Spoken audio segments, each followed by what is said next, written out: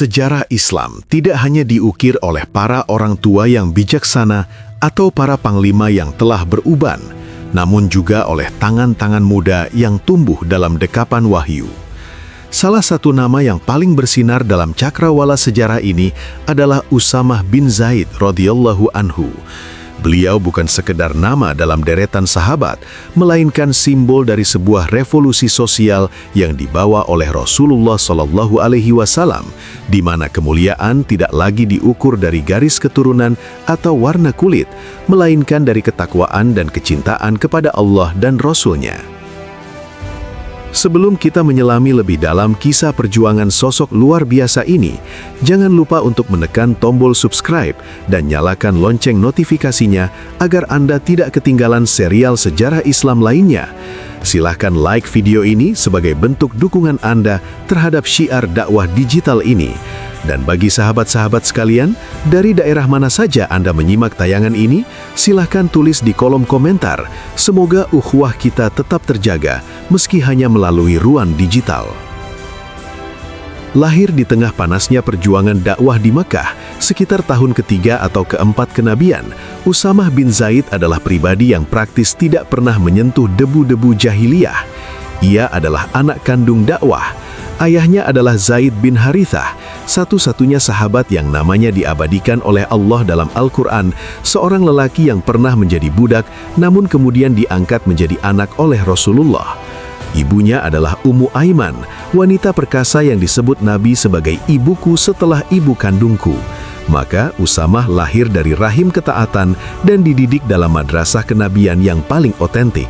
Tak heran jika di kemudian hari, para sahabat menyebutnya dengan gelar Al-Hibbu Ibnul Hibbi, sang kesayangan putra dari sang kesayangan. Kedekatan Usamah dengan Rasulullah bukanlah kedekatan yang biasa. Rasulullah seringkali memangku Usamah di satu paha beliau dan Hasan atau Husain di paha yang lain, seraya berdoa kepada Allah agar mencintai mereka sebagaimana beliau mencintai mereka. Usamah tumbuh dengan akhlak yang merupakan cerminan langsung dari kepribadian Nabi. Setiap gerak-gerik, tutur kata dan keberaniannya adalah hasil tempaan langsung dari tangan manusia paling mulia. Namun sejarah tidak membiarkan Usamah tumbuh dalam kemudahan saja. Allah memberikan ujian besar kepadanya untuk membentuk mentalitas kepemimpinan yang sesungguhnya. Salah satu peristiwa paling traumatis sekaligus menjadi pelajaran hukum Islam paling fundamental dalam hidup Usamah adalah saat ia pertama kali terjun ke medan tempur sebagai prajurit musyrik. Dalam sebuah ekspedisi militer, Usamah berhasil melumpuhkan seorang prajurit musyrik yang sangat tangguh. Saat pedang atau tombak Usamah sudah berada di leher orang tersebut, tiba-tiba sang musuh meneriakkan kalimat La ilaha illallah. Usamah yang saat itu masih muda dan penuh gejolak keberanian menganggap kalimat itu hanyalah tameng untuk menyelamatkan diri dari kematian. Tanpa ragu, Usamah tetap menghujamkan senjatanya hingga nyawa orang itu melayang. Kabar ini sampai ke telinga Rasulullah SAW. Apa yang terjadi kemudian adalah salah satu momen di mana Nabi menunjukkan kemarahan yang luar biasa, bukan karena kekalahan perang, melainkan karena pelanggaran terhadap hak asasi ketauhidan. Wajah Nabi merah padam. Beliau bertanya dengan nada yang sangat tajam, "Wahai Usamah, apakah engkau tetap membunuhnya setelah ia mengucapkan La ilaha illallah?" Usamah mencoba membela diri dengan logika medan perang. "Wahai Rasulullah, dia mengucapkannya hanya karena takut akan senjata saya." Namun jawaban Nabi menjadi prinsip abadi bagi seluruh umat Islam hingga kiamat. Beliau bersabda, "Apakah engkau sudah membelah dadanya, sehingga engkau tahu apakah hatinya berkata demikian atau tidak?" Kalimat ini menghujam jantung Usamah. Nabi terus mengulang-ulang pertanyaan itu hingga Usamah merasa seolah-olah ia belum masuk Islam sebelum hari itu, saking besarnya penyesalan yang ia rasakan. Dari sinilah lahir kaidah bahwa Islam hanya menghakimi apa yang tampak secara lahiriah, sementara urusan hati sepenuhnya adalah otoritas Allah. Usamah belajar dengan cara yang sangat keras bahwa pedang seorang muslim tidak boleh menyentuh siapapun yang telah mengakui keesaan Allah, apapun motif di baliknya. Teguran ini tidak lantas membuat Usamah dikucilkan. Sebaliknya, Rasulullah tetap memberikan kepercayaan besar kepadanya. Puncak dari kepercayaan itu terjadi menjelang wafatnya Rasulullah. Di saat penyakit Nabi mulai memberat, beliau justru menginstruksikan pembentukan sebuah pasukan besar untuk menghadapi kekuatan adidaya Romawi di wilayah Balqah, Palestina. Keputusan yang mengejutkan Madinah saat itu bukanlah sasaran perangnya, melainkan siapa yang ditunjuk Nabi sebagai panglimanya. Di hadapan para sahabat senior seperti Abu Bakar, Umar bin Khattab, Abu Ubaidah bin Jarrah, dan Sa'ad bin Abi Waqqas, Rasulullah menunjuk pemuda yang belum genap berusia 20 tahun, Usamah bin Zaid. Keputusan ini memicu pergunjingan di sebagian kalangan. Bagaimana mungkin seorang pemuda belia yang bahkan belum banyak memiliki pengalaman memimpin harus membawahi para veteran perang Badar dan Uhud? Namun inilah cara Rasulullah mendobrak feodalisme dan senioritas yang tidak produktif. Kepemimpinan dalam Islam adalah tentang kapasitas dan mandat, bukan sekedar usia. Ketika mendengar protes tersebut, Rasulullah bangkit dari tempat tidurnya dalam keadaan sakit, mengikat kepalanya dengan kain, lalu naik ke mimbar dan menegaskan dengan suara yang tegas bahwa Usamah adalah sosok yang layak memimpin, sebagaimana ayahnya dahulu juga layak memimpin. Beliau memerintahkan agar pasukan ini segera diberangkatkan. Inilah amanat terakhir Rasulullah yang kemudian menjadi ujian loyalitas terbesar bagi umat Islam setelah kepergian beliau. Ketika awan duka menggelayuti langit Madinah atas wafatnya Rasulullah SAW, stabilitas umat Islam berada di titik nadir yang paling mengkhawatirkan. Di satu sisi, jasad mulia Nabi baru saja dimakamkan, sementara di sisi lain, ancaman disintegrasi muncul dari berbagai penjuru semenanjung Arabia. Fenomena murtad massal, munculnya nabi-nabi palsu seperti Musailamah Al-Kadzab, dan penolakan membayar zakat menjadi badai yang siap menghancurkan pondasi negara yang baru berdiri itu. Di tengah kemelut yang begitu dahsyat, sebuah pertanyaan besar muncul di benak para sahabat. Apakah masih relevan mengirimkan pasukan terbaik ke perbatasan Romawi di bawah komando seorang pemuda belia, sementara Madinah sendiri sedang terancam dari dalam? Abu Bakar Asy-Syiddiq yang baru saja menerima baiat sebagai khalifah pertama dihadapkan pada ujian kepemimpinan yang belum pernah ada presidennya. Banyak sahabat senior, termasuk Umar bin Khattab, datang membawa aspirasi dari mereka yang merasa khawatir. Mereka menyarankan agar keberangkatan pasukan Usamah ditunda hingga kondisi keamanan di dalam negeri stabil. Logika militer saat itu mengatakan bahwa menarik pasukan keluar dari ibu kota di saat musuh-musuh domestik sedang bangkit adalah sebuah bunuh diri strategis. Namun disinilah kita melihat perbedaan antara pemimpin yang bekerja dengan logika manusia semata dan pemimpin yang bekerja dengan landasan iman serta loyalitas mutlak kepada wasiat Nabi. Abu Bakar menunjukkan ketegasan yang menggetarkan jiwa. Dengan suara yang tidak bergetar sedikit pun, beliau menjawab kekhawatiran para sahabat. Demi Allah, seandainya binatang buas akan menerkamku di Madinah ini, dan seandainya anjing-anjing liar menyeret kaki-kaki para ibu kaum mukminin, aku tidak akan pernah membatalkan perintah yang telah ditetapkan oleh Rasulullah SAW. Aku tidak akan menurunkan panji yang telah dikibarkan oleh tangan beliau sendiri. Inilah momen krusial yang menentukan arah sejarah. Bagi Abu Bakar, keberangkatan pasukan Usamah bukan sekadar masalah taktik militer, melainkan masalah ketaatan total. Beliau percaya bahwa keberkahan bagi umat ini hanya akan datang jika mereka setia pada jalur yang telah digariskan oleh sang Nabi. Tidak berhenti di situ, muncul usulan kedua yang lebih sensitif. Para sahabat meminta melalui perantara Umar bin Khattab agar jika pasukan tetap harus berangkat, pimpinannya diganti dengan seseorang yang lebih tua dan berpengalaman. Mendengar permintaan ini, Abu Bakar yang biasanya lemah lembut langsung meledak amarahnya. Beliau menarik janggut Umar bin Khattab seraya berseru, "Celakalah engkau wahai putra Khattab, Rasulullah yang mengangkatnya, lalu engkau menyuruhku untuk memecatnya." Jawaban keras ini mengakhiri segala perdebatan. Tidak ada satupun sahabat yang berani bersuara lagi. Keputusan telah bulat. Usamah bin Zaid tetap menjadi panglima tertinggi. Momen keberangkatan pasukan tersebut menjadi pemandangan yang sangat mengharukan dan syarat akan pesan moral. Bayangkan sebuah parade militer di mana seorang pemuda berusia 20 tahun duduk tegak di atas kudanya, sementara pemimpin tertinggi umat Islam, Khalifah Abu Bakar Asy-Syiddiq, berjalan kaki di sampingnya sambil menuntun tali kekang kuda tersebut. Usamah merasa tidak enak hati dan berkata, "Wahai Khalifah Rasulullah, naiklah ke atas tunggangan ini, atau aku akan turun dan berjalan bersamamu." Namun Abu Bakar menolak dengan lembut seraya berkata, "Demi Allah, engkau tidak boleh turun dan aku tidak akan naik. Apa salahnya jika kakiku berdebu sejenak di jalan Allah?" Tindakan ini bukan sekadar penghormatan kepada Usamah, melainkan pesan kepada seluruh dunia bahwa dalam Islam, perintah Nabi harus dijunjung tinggi tanpa melihat status sosial atau usia. Sebelum melepaskan pasukan, Abu Bakar memberikan wasiat yang kemudian menjadi kode etik peperangan paling manusiawi dalam sejarah peradaban. Beliau melarang pasukan Usamah membunuh wanita, anak-anak, dan orang tua. Beliau melarang penebangan pohon, pembakaran tanaman, dan perusakan rumah ibadah pemeluk agama lain. Inilah misi militer yang membawa rahmat, bukan kehancuran. Pasukan ini pun bergerak menuju wilayah Balka di Palestina, sebuah perjalanan panjang sejauh ratusan kilometer melintasi gurun yang panas. Keberangkatan pasukan Usamah ternyata memiliki efek psikologis yang luar biasa. Ketakutan ini meredam banyak potensi pemberontakan sebelum sempat pecah.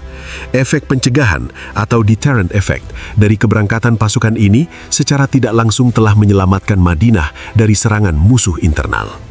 Sesampainya di wilayah musuh, tepatnya di daerah Abna, Usamah membuktikan bahwa kepercayaan Nabi dan Abu Bakar kepadanya tidaklah salah. Ia mengatur strategi serangan dengan sangat rapi dan disiplin. Serangan kilat yang dilakukan pasukan Muslim mengejutkan garnisun Romawi setempat. Lokasi tersebut merupakan tempat yang sama di mana ayahnya, Zaid bin Harisah, gugur syahid dalam Perang Mu'tah. Dengan penuh keberanian dan keahlian kepemimpinan yang matang melampaui usianya, Usamah memimpin serangan yang berhasil memorak-porandakan pertahanan lawan. Kemenangan yang diraih bukan sekedar kemenangan fisik. Pasukan Usamah berhasil mengamankan wilayah perbatasan, mendapatkan harta rampasan perang yang melimpah, dan yang paling penting adalah mereka kembali ke Madinah tanpa kehilangan satupun personil pasukan dalam jumlah yang signifikan. Keberhasilan ini menjadi tamparan bagi mereka yang sebelumnya meragukan kemampuan Usamah. Kemenangan ini juga memberikan suntikan moral yang luar biasa bagi kaum muslimin yang sedang berduka karena wafatnya Nabi. 40 hari setelah keberangkatan mereka, Madinah menyambut kepulangan pahlawan muda ini dengan penuh sukacita. Usamah masuk ke kota Madinah dengan mengendarai kuda milik ayahnya, membawa panji kemenangan yang berkibar tinggi. Abu Bakar dan para sahabat menyambut mereka di gerbang kota. Keberhasilan ini membuktikan bahwa visi Rasulullah Shallallahu Alaihi Wasallam menembus batas waktu dan logika konvensional. Usamah bin Zaid bukan lagi sekedar anak kesayangan. Ia telah bertransformasi menjadi panglima yang disegani, yang namanya disebut dengan penuh hormat oleh kawan maupun lawan. Namun, kejayaan militer ini hanyalah satu sisi dari kehidupan Usamah. Keberhasilan pasukan Usamah di perbatasan Romawi tidak hanya mencatatkan kemenangan militer yang gemilang, tetapi juga mengukuhkan sebuah standar baru dalam sejarah kepemimpinan Islam. Namun, bagi Usamah bin Zaid sendiri, kejayaan dan rampasan perang bukanlah puncak dari pencapaian hidupnya. Justru, sisa hidupnya setelah wafatnya Rasulullah Shallallahu Alaihi Wasallam dan masa kekhalifahan Abu Bakar merupakan fase di mana integritas keimanannya diuji dengan cara yang jauh lebih berat dan lebih sunyi. Jika di masa muda ia diuji dengan keberanian menghadapi musuh di medan perang, maka di masa dewasanya ia diuji dengan kebijaksanaan untuk menahan diri di tengah badai fitnah yang mengoyak persatuan umat. Usamah tumbuh menjadi sosok yang sangat berhati-hati, bahkan cenderung sangat waspada terhadap segala sesuatu yang berkaitan dengan darah kaum muslimin. Trauma atas teguran keras Rasulullah Shallallahu Alaihi Wasallam di masa mudanya saat beliau membunuh orang yang sudah mengucapkan syahadat telah mengubah struktur berpikir dan bertindak Usamah secara permanen. Pengalaman itu bukan sekedar memori pahit, melainkan menjadi kompas moral yang membimbingnya melewati masa-masa paling kelam dalam sejarah politik Islam, yaitu masa di mana pedang kaum muslimin mulai terhunus satu sama lain. Setelah masa kepemimpinan Khalifah Umar bin Khattab dan Utsman bin Affan berlalu, umat Islam memasuki periode yang dikenal sebagai Al-Fitnatul Kubra atau fitnah besar. Pembunuhan Khalifah Utsman bin Affan memicu perpecahan yang sangat hebat. Di satu sisi ada Sayyidina Ali bin Abi Thalib yang telah dibaiat sebagai khalifah, dan di sisi lain ada Muawiyah bin Abi Sufyan dan kelompok lain yang menuntut keadilan atas darah Utsman. Ini adalah masa yang paling membingungkan bagi banyak sahabat Nabi. Mereka yang dahulu bahu-membahu melawan musyrikin Quraisy kini harus berdiri di barisan yang saling berhadapan di Perang Jamal dan Perang Siffin. Dalam situasi yang sangat dilematis ini, banyak sahabat besar mengambil posisi yang berbeda-beda. Namun, Usamah bin Zaid memilih sebuah posisi yang sangat konsisten dengan pelajaran yang ia terima dari Rasulullah Shallallahu Alaihi Wasallam. Beliau memilih untuk uzlah atau mengasingkan diri dari kancah peperangan antar sesama Muslim. Sikap ini lahir dari sebuah prinsip yang tak tergoyahkan, bahwa ia tidak akan pernah lagi mengangkat pedang terhadap siapapun yang mengucapkan La ilaha illallah. Diriwayatkan dengan sangat menyentuh bagaimana Sayyidina Ali bin Abi Thalib yang sangat mencintai Usamah mencoba mengajaknya untuk bergabung dalam barisannya. Ali mengetahui bahwa kehadiran Usamah, sang kesayangan Rasulullah, akan memberikan legitimasi moral yang besar. Namun, Usamah mengirimkan surat yang berisi jawaban yang sangat jujur dan penuh penghormatan. Beliau menuliskan, "Wahai Amirul Mukminin, Anda tahu bahwa saya adalah orang yang sangat mencintai Anda dan mengakui keutamaan Anda. Seandainya Anda berada di dalam mulut singa sekalipun, saya pasti akan ikut masuk bersamamu untuk menyelamatkanmu. Namun dalam urusan peperangan ini, di mana pedang saya harus mengenai orang yang sholat menghadap kiblat yang sama dengan kita, saya memohon maaf. Saya telah berjanji kepada Allah melalui lisan Rasulnya bahwa saya tidak akan pernah lagi memerangi orang yang telah bersyahadat." Beberapa sahabat lain mencoba mendebat Usamah dengan membacakan ayat-ayat Al-Quran tentang kewajiban memerangi kelompok yang membangkang atau fi'atun baghiyah. Namun, Usamah menjawab dengan argumen yang sangat dalam. Beliau memahami bahwa ayat-ayat tentang perang ditujukan untuk menegakkan kalimat Allah atas kaum musyrikin, bukan untuk menyelesaikan sengketa kekuasaan di antara saudara seiman. Baginya, keselamatan agamanya lebih utama daripada segala bentuk kepentingan politik. Ia lebih memilih untuk dicela sebagai orang yang diam daripada harus menghadapi Rasulullah di hari kiamat dengan tangannya yang berlumuran darah orang muslim lainnya. Keteguhan prinsip Usamah ini adalah bentuk ijtihad yang sangat berharga. Ia mengajarkan kepada kita bahwa terkadang keberanian yang paling besar bukanlah keberanian untuk maju berperang, melainkan keberanian untuk tidak ikut serta dalam sebuah kekacauan yang tidak jelas ujung pangkalnya. Selama masa-masa penuh ketegangan tersebut, Usamah menghabiskan waktunya dengan ibadah, merenung, dan tetap menjadi penengah yang dihormati. Beliau tetap menjaga hubungan baik dengan Sayyidina Ali maupun sahabat-sahabat lainnya, tanpa sedikit pun kehilangan rasa hormat dari pihak manapun.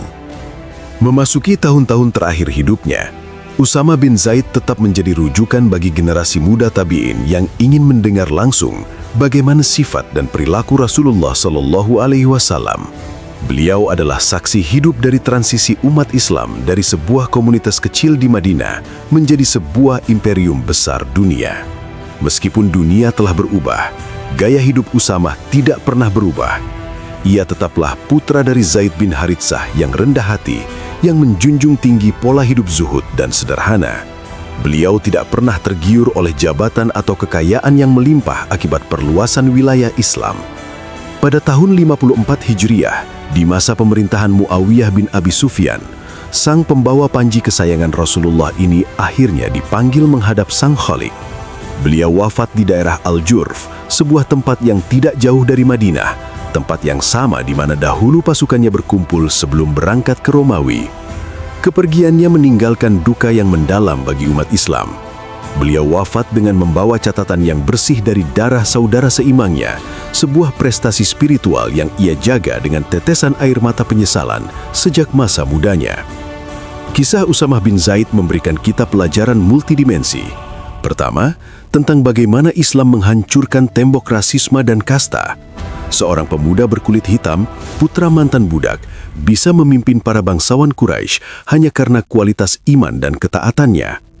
Kedua, tentang pentingnya visi seorang pemimpin dalam menyiapkan generasi muda. Rasulullah Shallallahu Alaihi Wasallam tidak hanya memikirkan kemenangan saat itu, tetapi beliau sedang menyiapkan pemimpin masa depan. Ketiga, dan yang paling utama, adalah tentang kesucian kalimat tauhid. Usamah adalah pengingat bagi kita semua bahwa siapapun yang telah bersyahadat, maka darah, harta, dan kehormatannya adalah haram bagi muslim lainnya. Di era modern ini, di mana seringkali kita begitu mudah menghakimi dan membunuh karakter sesama muslim hanya karena perbedaan pandangan politik atau organisasi, kisah Usamah bin Zaid adalah cermin yang sangat tajam. Apakah kita lebih pintar dari Nabi sehingga kita merasa berhak membedah isi hati orang lain? Apakah kita merasa lebih benar sehingga kita berani melanggar kehormatan mereka yang bersujud kepada Allah yang sama? Usamah bin Zaid telah membuktikan bahwa mencintai Nabi berarti mematuhi peringatannya, terutama peringatan untuk menjaga persaudaraan. Demikianlah rangkaian panjang mengenai perjalanan hidup Usamah bin Zaid radhiyallahu anhu. Dari seorang bocah yang duduk di pangkuan Nabi, menjadi panglima muda yang menundukkan Romawi, hingga menjadi orang tua yang bijaksana dalam menjaga kedamaian umat. Semoga kisah ini tidak hanya menjadi wawasan sejarah, tetapi menjadi getaran iman yang mengubah cara kita berinteraksi dengan sesama mukmin. Terima kasih kepada sahabat sekalian yang telah menyimak dari bagian pertama hingga bagian terakhir ini. Semoga Allah mengumpulkan kita bersama Usamah bin Zaid dan orang-orang yang dicintai Rasulullah SAW di surganya kelak. Jangan lupa untuk membagikan video ini kepada kerabat dan teman-teman agar semakin banyak yang mengambil hikmah dari sejarah emas ini. Sampai jumpa di pembahasan sejarah luar biasa lainnya. Wassalamualaikum warahmatullahi wabarakatuh.